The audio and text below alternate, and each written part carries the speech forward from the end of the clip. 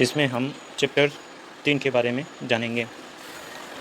रामकृष्ण की डेथ के बाद सारे मोक्ष अर्थात साधु बेघर हो गए। नरेंद्र अब 23 साल के हो गए थे। अब ये उनकी रिस्पॉन्सिबिलिटी थी कि वो नए मोक्ष का ध्यान रखें और उन्हें पढ़ाएं। रामकृष्ण के एक फॉलोअर ने उन सबको रेंट पर एक घर देने का ऑफ़र दिया। यहीं से 12 नगर मठ की शुरुआत हुई। नरेंद्र पूरे मन से नए स्टूडेंट्स को पढ़ाने में लग गए। घर में सबसे बड़े होने के कारण वो दिन भर अपनी फैमिली की तरह अपनी ड्यूटी पूरी करते और रात को मठ में अपने स्टूडेंट्स और भाइयों को सिखाने चले जाते। 12 नगर में रामकृष्ण के स्टूडेंट्स एक दूसरे के साथ बहुत घुल मिल गए थे। वो एक सब बहुत प्रेम से रहते थे। रामकृष्ण की सिखाई हुई बातों ने उन सबको जैसे एक धागे में मोतियों की तरह एक साथ जोड़कर रखा हुआ था। सारे स्टूडेंट्स ने साधु के जैसा जीवन पूरी तरह से अपना लिया था। वो अपना पूरा दिन पूजा, पढ़ाई, मेडिटेशन और भजन गाने में बिताते थे। इन सब में वो इतने खो जाते कि कभी कभी खाना तक भूल जाते थे। ये सब करना उन्हें इतना पसंद था कि उन्हें भूख का भी ध्यान नहीं रहता था। पर जब भी वो कुछ खाते तो सिर्फ राइस, और उसमें वो जो स्वाद के लिए नमक तक नहीं डालते थे। इन सब के बाद भी सारे मोक बहुत खुश रहते थे। उन्हें किसी चीज़ की कमी नहीं लगती थी। उनका मानना था कि किसी भी चीज़ का शौक़ हमें इस दुनिया में फंसा कर रखता है, भगवान से दूर ले जाता है, और टेस्टी खाना इनमें से एक ही है जिसकी आदत वो नहीं लगाना चाहते थे। कई बार वो महीनों तक सिर्फ बॉयल्स राइस खाया करते थे। कभी कभी उसमें बस थोड़ा सा नमक या कोई हर्बल मिला देते थे। वो जब सिंपल कपड़े पहनते थे, हर मेंबर के पास बस 2 जोड़ी कपड़े थे। वो जब कभी मठ से बाहर जाते तो एक दूसरे के साथ कपड़े शेयर करते थे। सोने के लिए वो ज़मीन पर स्ट्रॉ मैट बिछाकर सोते थे। उनके कमरे की दीवार पर एक भगवान और साधुओं की फ़ोटो लगी हुई थी। नरेंद्र चाहते थे कि उनके पास जितने भी लोग हैं, जितने भी भाई हैं, उन्हें हर चीज़ के बारे में पूरी नॉलेज हो। वो उनके साथ बहुत सी बातें शेयर करके उनकी नॉलेज को बढ़ाते थे। दुनिया की अलग अलग जगहों के बुक्स पढ़ कर के सुनाते थे।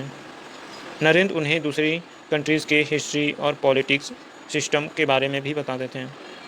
उन्होंने उन सबको प्लेटो, एरिस्टो, बुद्ध, हेगेल, कैंट और भी बहुत से लोगों के बारे में बताया। उन्होंने कर्म योग, भक्ति और ज्ञान के बारे में समझाया और सिखाया, जिससे उनकी नॉलेज लाइफ के हर एरिया में बहुत अच्छी हो गई थी।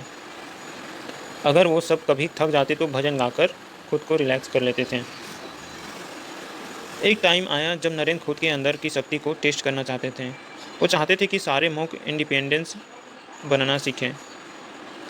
इसलिए वो इस जर्नी पर निकल पड़े। उनकी हमेशा से इच्छा थी कि वो एक साधु की तरह हर जगह घूम सकें। अब उनकी विश पूरी होने वाली थी। उनके पास सिर्फ एक डंडा और एक कटोरा था। बस वो ऐसे ही चलते रहे, आगे बढ़ते रहे। इसी ने उन्हें एक सिंपल मोक्ष से स्वामी विवेकानंद बना दिया, जिन पर हिंदुओं को इतना गर्व है। सबसे पहले वो वाराणसी गए, जिसे इंडिया का सबसे पवित्र जगह माना जाता है। ये वही जगह है जहाँ बुद्ध और शंकराचार्य जैसे संतों को भगवान से ज्ञान मिला। नरेंद्र को यहाँ आकर बहुत अच्छा लगा, मानो जैसे उनमें एक नई एनर्जी भर गई।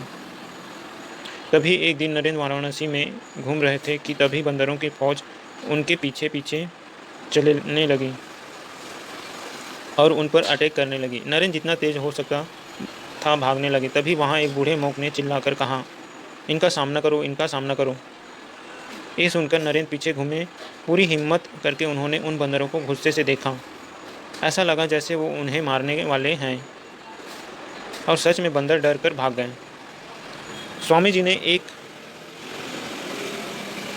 ये लेसन दूसरे लोगों को भी सिखाया कि लाइफ में आने वाली प्रॉब्लम का सामना करना सीखना चाहिए। वो हमें कितना भी डरा रहा हो, पर हमें उससे भागना नहीं चाहिए, बल्कि पूरी हिम्मत से उसका सामना करना चाहिए। वाराणसी से नरेंद्र अयोध्या चले गए, जो भगवान राम का घर है। वहाँ से वो लखनऊ गए, जो मुस्लिम पैलेसेस और गार्डन के लिए फेमस हैं। इसके बाद उन्होंने ताजमहल देखा, जिसकी सुंदरता देखकर उनकी आंखों में आंसू आ गए। फिर वृंदावन में वो भगवान कृष्ण की कहानी से बहुत ही इंस्पायर हुए। इतना लंबा सफ़र नरेंद्र ने नंगे पैर और बिना पैसों के तय किया। एक दिन एक अछूत टोबैको पाइप भी पी रहा था।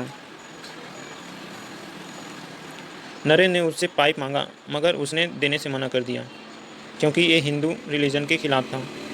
नरेन का मूड खराब हो गया और उन्होंने खुद से कहा कि कितने भी शर्म की बात है कि हम इतने बुरे कास्ट सिस्टम में फंसे हुए हैं। नरेन वापस उस आदमी के पास गए और उससे टोबैको पाइप मांगा। उसने फिर मना कर दिया, पर अब नरेन नहीं मानने वाले थे और आखिरकार उन्होंने उससे पाइप लेकर पी ही लिया। अगले कुछ समय तक नरेन नॉर्थ ईस्ट में रहे। वो आर्यावर्त या आर्यन की पवित्र जगह थी। यही वो जगह है जहाँ से इंडिया की स्पिरिचुअल ट्रेडिशनल की शुरुआत हुई। हमें उपनिषद और वेद यहीं से मिले थे। दूसरे कल्चर जैसे हल्स, ग्रीक, मुगल ने भी इन पवित्र बुक्स को लिखने में मदद की थी। इसी तरह से तंत्र और पुराण बने। इंडिया सच में एक अनोखा देश है जो इतने अलग अलग रिलीजन और कल्चर से बना है।